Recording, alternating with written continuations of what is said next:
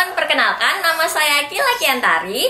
Terima kasih ya teman-teman yang kemarin sudah nonton, like, dan subscribe. Selamat datang di channel Dunia Peternakan. Salam Mbak. Ya teman-teman, suaranya agak berisik karena kandangnya Pak Umbari ini terletak di daerah perkotaan. Jadi suaranya mungkin agak berisik. Teman-teman, hari ini saya juga mau memperkenalkan kakak saya, namanya Ripta Ranggraska. Biasanya kakak saya ini membantu dalam proses pembuatan video. Ya Pak. Nah ini Halo. namanya Ripta Ranggraska. Biasanya kakak saya ini yang jadi kameramen di sini. Terima kasih ya Pak U. Ya, semoga lancar-lancar terus ya kita bikin videonya. Amin. Yuk kita ketemu Pak Umbari Pena lagi. Kita bakal nanya-nanya banyak hal tentang unsur air. Yuk.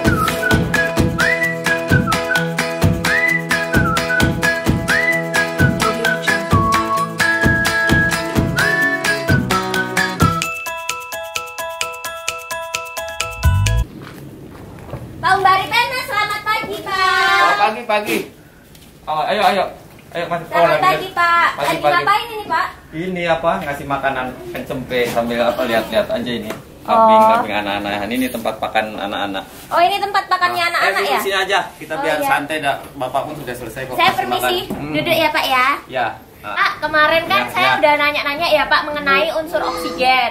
Nah, kemarin Bapak kan bilang ada beberapa unsur. Ya. Nah, mungkin sekarang kita akan membahas unsur air ya Pak ya. Betul ya.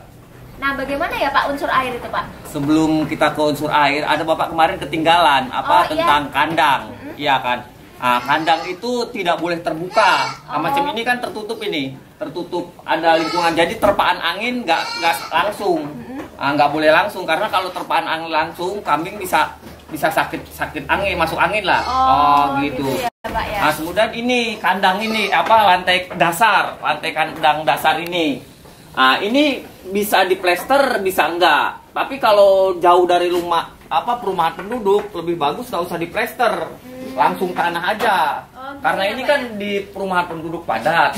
Jadi sehingga biar resapannya tidak mengganggu air bersih mereka para tetangga. Itu yang yang perlu saya tambahkan. Mengenai yang kemarin ya, Pak, ya? Intinya kotoran kambing itu harus kering, tidak boleh becek. Jadi tidak boleh jadi menggenang airnya. Intinya itu. Oh, gitu. Wah, ya. Nah, itu kan tadi ada tambahan ya dari Pak Umbari Pena mengenai video yang kemarin. Nah, sekarang kita akan membahas tentang unsur air nih, Pak. Bagaimana sih Pak tentang unsur air itu, Pak? Ya, kalau kan semua makhluk hidup itu perlu air. Tahu gunanya air? Untuk metabolisme tubuh, untuk membuang racun-racun di tubuh. Betul. Oh, iya. Itulah untuk metabolisme, karena metabolisme tubuh itu sangat penting. Karena kalau kita makan, kalau metabolisme nggak betul, makanan itu tidak terserap oleh tubuh kita. Jadi itulah unsur air itu sangat penting. Setelah udara baru air. Kemudian air itu dalam tubuh makhluk hidup itu 75% hampir air. Jadi kalau kekurangan air itu sangat bahaya daripada kekurangan makanan. Itu dia yang perlu diperhatikan. Makanya saya bahas dulu air. Karena kita percuma kalau kita bahas makanan, kalau metabolismenya tidak betul, sangat ya kita kasih makan bagus, kita itu pun kan hasilnya sia-sia gitu. Iya. Itu yang perlu kita ituin. Kemudian air itu sangat untuk sepertinya untuk susu lah, untuk susu. Susu itu zatnya itu dari air gitu, terbentuk karena air. Kalau dia kekurangan air,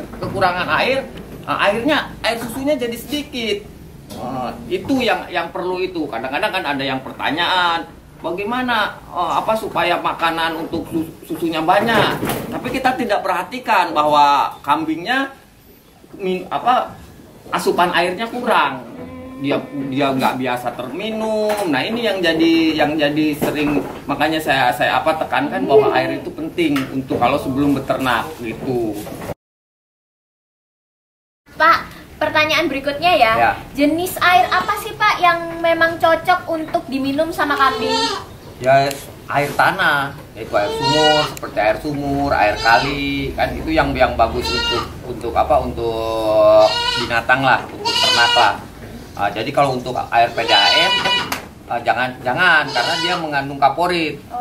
Mengandung kaporit. Kenapa kaporit itu dilarang? Karena bisa membunuh bakteri ya dalam perutnya kambing. Bakteri baik ya Pak ya? Bakteri baik karena dia mau pencernaan kambing itu dibantu oleh bakteri. Bakterinya mati, dia pencernaannya pun nggak bagus gitu. Kemudian sumbernya dari makanannya.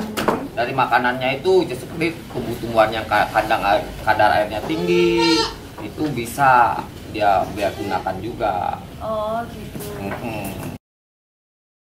Pertanyaan berikutnya lagi nih Pak.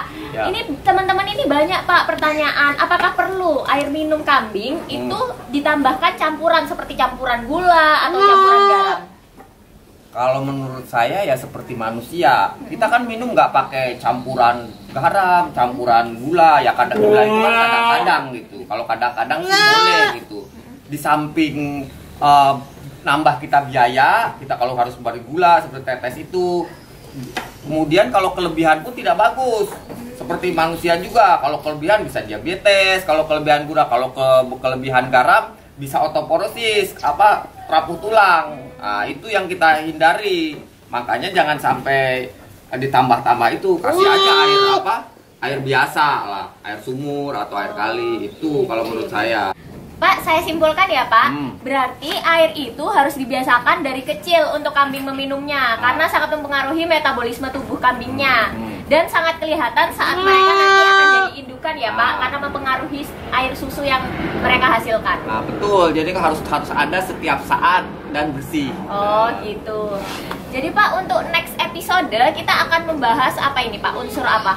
Makanan lah kita. Oh, unsur makanan ya Pak ya. Oke, kalau gitu terima kasih ya Pak atas pengetahuan-pengetahuan yang Bapak berikan kepada kami dan ke teman-teman. Pasti sangat bermanfaat buat teman-teman di rumah yang nonton video kita. Terima kasih ya Pak ya. Gitu teman-teman, penjelasan tentang unsur air. Untuk next episode kita akan menjelaskan tentang unsur makanan.